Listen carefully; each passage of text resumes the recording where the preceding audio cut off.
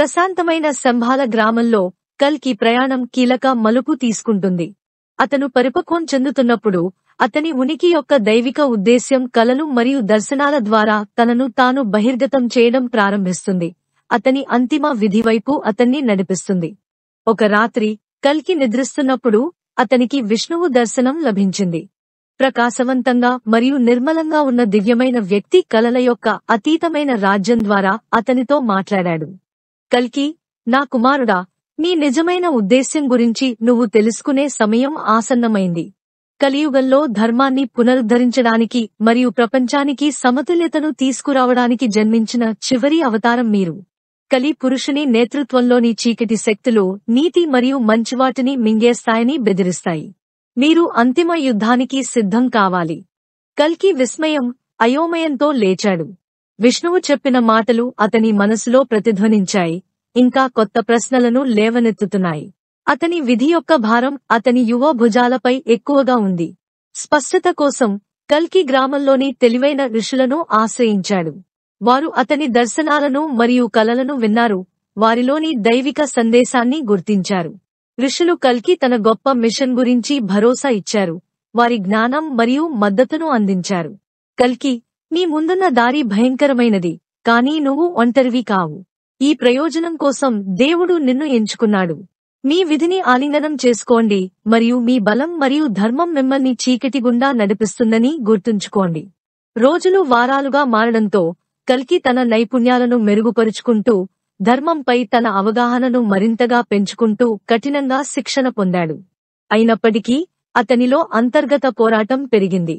అతని విధి యొక్క బరువు మరియు కలి పురుషునికి వ్యతిరేకంగా జరగబోయే యుద్ధం యొక్క అపారత అతనిలో సంకల్పం మరియు సందేహం రెండింటినీ నింపింది. ఏకాంత క్షణాలలో కల్కి ధ్యానంలో సాంత్వన పొందాడు. అటువంటి సెషన్లో విష్ణువు మళ్లీ ప్రత్యక్షమయ్యాడు, ఈసారి భరోసా మరియు మార్గదర్శకత్వం అందించాడు. కల్కి, భయపడకు, మీరు ఆశాజ్యోతి అని గుర్తుంచుకోండి. మీ ప్రయాణం ఇతరులకు స్ఫూర్తినిస్తుంది మరియు ఈ యుగం యొక్క కోల్పోయిన పుణ్యాన్ని తిరిగి పొందుతుంది. మీ ఉద్దేశ్యాన్ని విశ్వసించండి, ఎందుకంటే ఇది దైవికమైనది మరియు న్యాయమైనది. కొత్త సంకల్పంతో కల్కి తన విధిని స్వీకరించాడు. విష్ణువు యొక్క దైవిక మార్గదర్శకత్వం మరియు ఋషుల మద్దతు అతని ఆత్మను బలపరిచింది. ముందుకు వెళ్లే మార్గం సవాళ్లతో నిండి ఉంటుందని అతనికి తెలుసు, కాని అతను వాటిని ఎదుర్కోవడానికి సిద్ధంగా ఉన్నాడు. సమతుల్యత మరియు ధర్మాన్ని పునరుద్ధరించడం తన కర్తవ్యంతో నడిచేవాడు. కల్కి ప్రయాణం నిర్ణయాత్మక మలుపు తిరిగింది. దైవిక మార్గదర్శకత్వం మరియు అచంచలమైన సంకల్పంతో అతను చీకటికి వ్యతిరేకంగా విశ్వయుద్ధంలో తన పాత్రను అంగీకరించాడు. మంచి శక్తులు చెడు యొక్క స్వరూపాలతో ఘర్షణపడే పురాణ నిష్పత్తుల సాగాకు వేదిక సెట్ చేయబడింది. రిఫరెన్స్: ఈ ఎపిసోడ్ హిందూ పురాణాల యొక్క గొప్ప చిత్రణను, ముఖ్యంగా పురాణాలలో కనిపించే అంచనాలు మరియు ప్రవచనాలను ఆకర్షిస్తుంది.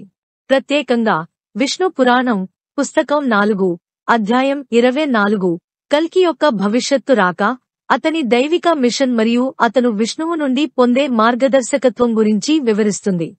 సీజన్ 2 మిత్రులను సేకరించడం, శిక్షణ మరియు దైవిక అన్వేషణలు యొక్క మొదటి ఎపిసోడ్లో ధర్మాన్ని పునరుద్ధరించాలనే తన మిషన్ను విశ్వసించే మిత్రులను సేకరించడానికి కల్కి కీలకమైన అన్వేషణను ప్రారంభించాడు. అతను సమీపంలోని మరియు సుదూర ప్రాంతాల గుండా ప్రయాణిస్తున్నప్పుడు యోధులు, ఋషులు మరియు ధర్మం కోసం పోరాడడానికి సిద్ధంగా ఉన్న సాధారణ వ్యక్తులను ఎదుర్కొంటాడు మరియు నియమించుకుంటాడు. ప్రతి కొత్త మిత్రుడు ప్రత్యేకమైన సామర్థ్యాలను మరియు కారణానికి అచంచలమైన అంకిత భావాన్ని తెస్తుంది. కల్కి బలీయమైన బృందాన్ని నిర్మించడం ప్రారంభించినప్పుడు మాతో చేరండి, రాబోయే పురాణ యుద్ధాలకు వేదికను ఏర్పాటు చేయండి. ఎపిసోడ్ 1 మిత్రపక్షాలను కూడగట్టడం కోసం వేచి ఉండండి. ఇక్కడ ఐక్యత మరియు శక్తి చీకటికి వ్యతిరేకంగా అంతిమ పోరాటానికి పునాది వేస్తాయి. మన జ్ఞాన సంపద